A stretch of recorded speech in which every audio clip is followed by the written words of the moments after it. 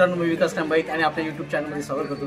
तर मित्रांनो, आलो आहे आज आपण कोल्हापूरच्या कण्हेरी मठामध्ये. कोल्हापूरपासून 14 किलोमीटर असणारे कण्हेरी मठ नाशिकपासून 465 किलोमीटर अंतरावर आहे. मित्रांनो, या ठिकाणी अतिशय ग्रामीण जीवन पद्धती कशी असते याची देखावी हुबेहूब दाखवलेली आहे. तर ते आपण या व्हिडिओमार्फत बघणार आहोत आणि हा व्हिडिओ पूर्ण बघा. म्हणजे कण्हेरी मठामध्ये काय काय आहे आणि प्रत्येकी 200 रुपये तिकीट आहे. मोठ्या माणसाचं 200 आणि लहान मुलांचं 100 अशा पद्धतीने तिकीट दर काढून आपण पूर्ण कण्हेरी मठ बघायला अर्धा दिवस लागतो. 2 ते 3 तास कण्हेरी मठ बघायला लागतात. तर आपण व्हिडिओ स्किप न करता पूर्ण बघा. थँक्यू.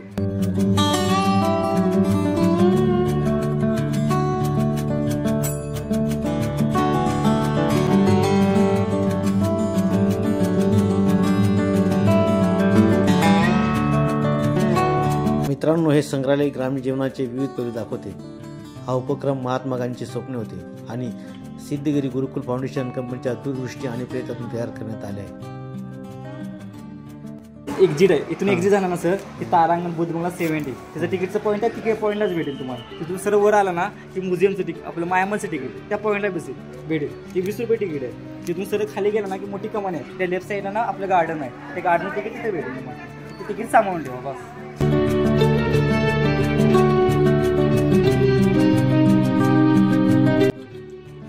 मुघलांच्या आक्रमणापूर्वीच्या महाराष्ट्रातील स्वयंपूर्ण ग्राम जीवनाचा इतिहास सिमेंटच्या शिल्पांच्या रूपात चित्रित करण्यात आलेला आहे. प्रत्येक शिल्प जीवनासारखे असते आणि दैनंदिन ग्रामीण जीवनात केल्या जाणाऱ्या क्रियाकलापांचे प्रतिनिधित्व करते. 12 बलुतेदार, 18 आलुतेदार होते जे घरगुती आणि व्यावसायिक कामे करण्यासाठी उपकरणे पुरवत होते. मित्रांनो, हे संग्रहालय 7 एकरमध्ये पसरले आहे आणि आजूबाजूचा ग्रामीण भाग हिरवाईने नटलेला आहे. 300हून अधिक पुतळ्यांचे दर्शन या ठिकाणी होते. जवळपास 80 दृश्यांमध्ये ग्रामीण जीवनातील प्रत्येक पैलूंचे चित्रण करण्यात आले आहे.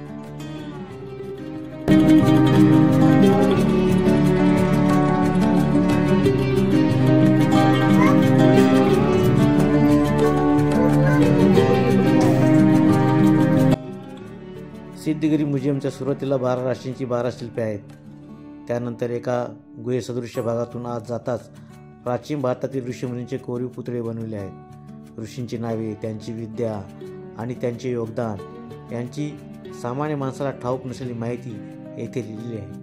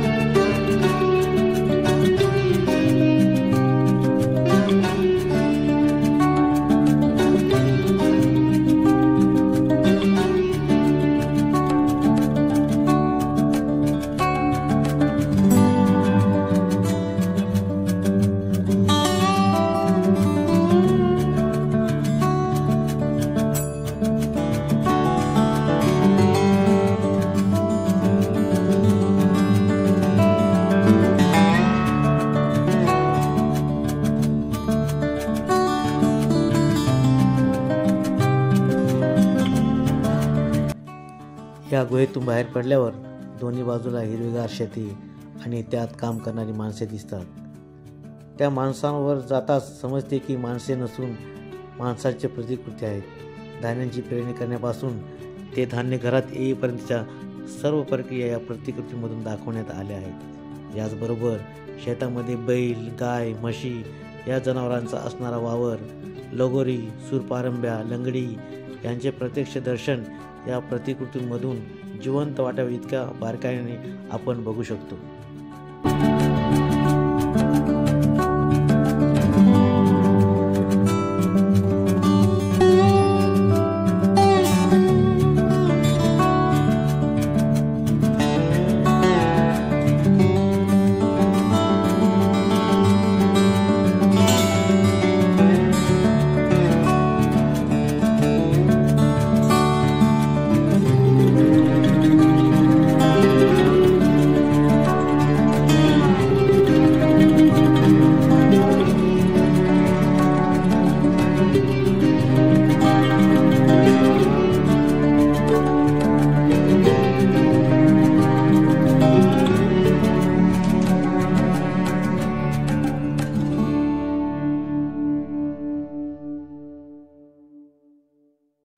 ग्रामीण जीवन पद्धतीचे सर्व देखावे आपल्या इथे बघायला मिळतात. इकडे दाखवलं, इकडे पण आहे.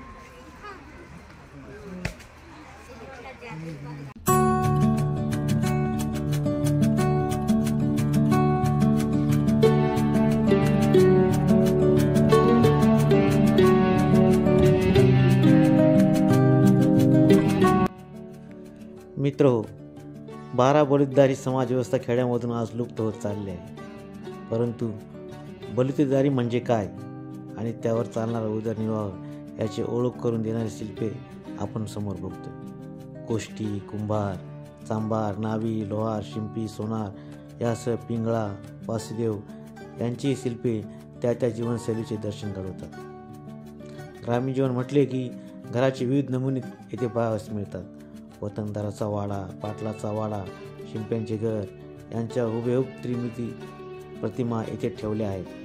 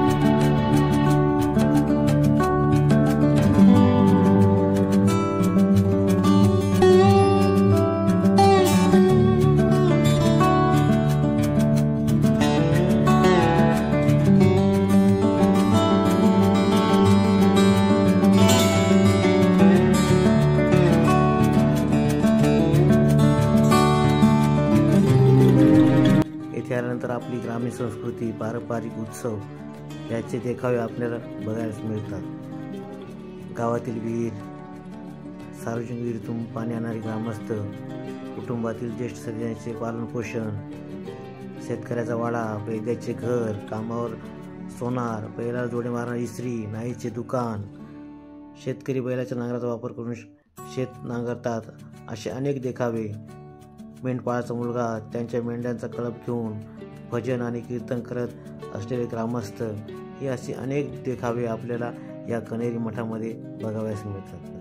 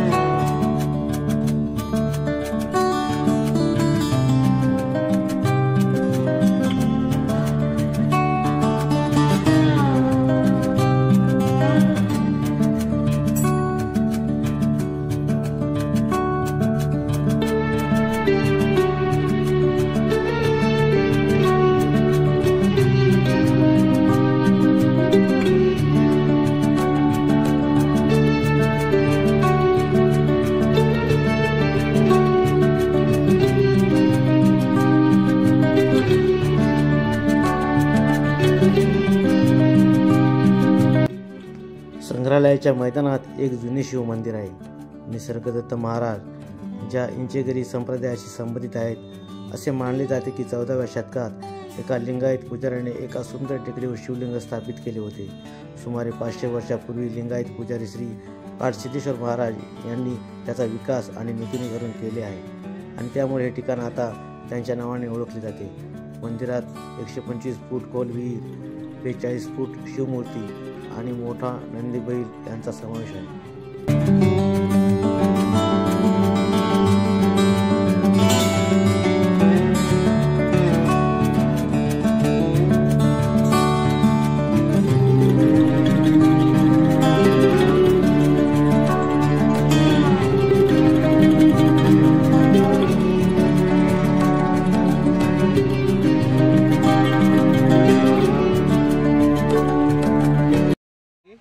साधू संत आणि पुरातन वास्तू या कण्हेरी मठामध्ये आपल्याला बघायला मिळतात.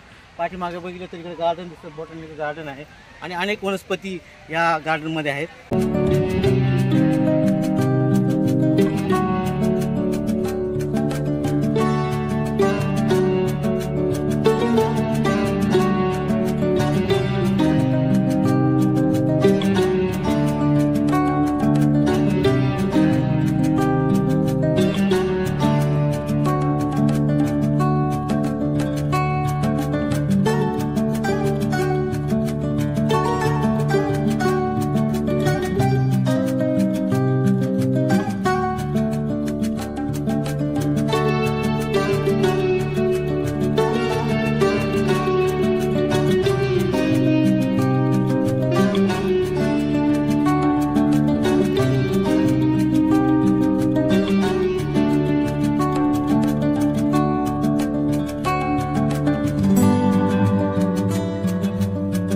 बघू शकता मित्रांनो, पाठीमागे सर्व ही विषारी झाड आहेत आणि असंख्य झाड तुम्ही या पार्क बघू शकता. विषारी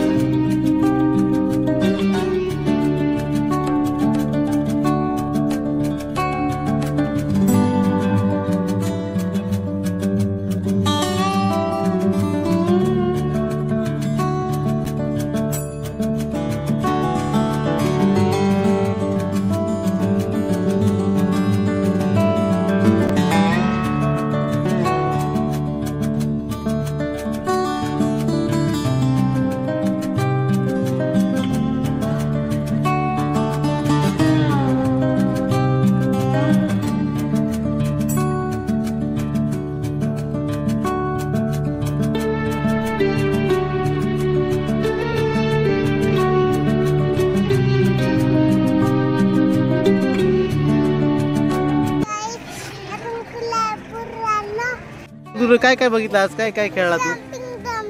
अजून काय बघितलं? स्विमिंग पूल. अजून तू काय खाल्लं रे? अरे वा. आणि लस्सी पण पिली. आयुष रे तू?